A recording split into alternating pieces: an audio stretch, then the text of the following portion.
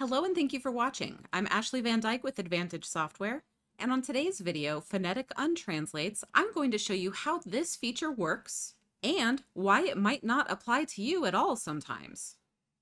So on my screen here, I have a short little document that has a couple different untranslates in it. And you see that this city name, which I've written twice, and then the county name is partially an untranslate. And so I'm going to show you how Phonetic Untranslates works. And you can find Phonetic Untranslates in the Translate tab of your user settings. And so here I can either turn Phonetic Untrans on or off. Once I have checked this box, I then have the option of choosing Basic or Intelligent Spelling. Now, this I would recommend that most people set to Intelligent because this will give you the most properly spelled word it can. Whereas if you're using Basic Phonetics, it will only give you basic phonetic sounds.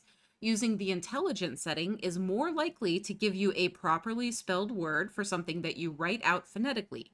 Now, this feature is a little bit of a precursor to translation magic, which can actually figure out what you're trying to write. But if you don't have translation magic on, or if translation can't make anything out of your untran, then Phonetic Untranslates might be something that you want to have turned on so that you have a cleaner output. And so what I'm going to first do is turn translation magic off. I'm also going to make sure that integral affix and fixed misstrokes are both turned off as well. And this is going to make sure that when I translate this job, the only thing that's impacting these untranslates is the Phonetic Untranslate setting. And so first, for the first translation, I'm going to turn Phonetic Untranslates off. And when I translate this job, I'm just going to get straight steno in my translation. And so here, everything that wasn't in my dictionary just comes out as an untran. So now I'm going to translate this again, but first I'm going to turn Phonetic Untranslates on. And first, let's see what basic looks like. So now, when I turned on basic phonetic translation, it has given me its best representation of each of these translations. And here, it gave me a pretty good pass for Placer County. Now, let's turn Phonetic Untranslates on to Intelligent and see if for these instances, I'm able to get something different or maybe a little bit better. This time for the city name, I didn't get anything different. But for the county name, this time it thought that perhaps I actually wanted Placer County. And so this time it gave me something a little bit different. And this gave me the intelligent spelling of the play sound instead of the soft phonetic spelling that might have looked like placer.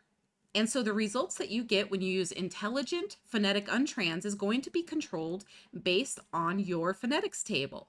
And so I've told my phonetics table that this series of keys might make the play sound. And so that's the sound that it tried to give me when it used the intelligent translation results. If you're providing real-time output or doing something like captioning or something else where a reader might be caught off guard or taken a bit back by capital untranslated entries, then this might be something that you want to turn on, particularly if you are not also using translation magic. Now, translation magic is more likely to give you actually correct results. Phonetic Untrans is really just a display feature. This lets you display your untranslates in a softer, less disruptive mode, whereas translation magic will actually attempt to give you good translations.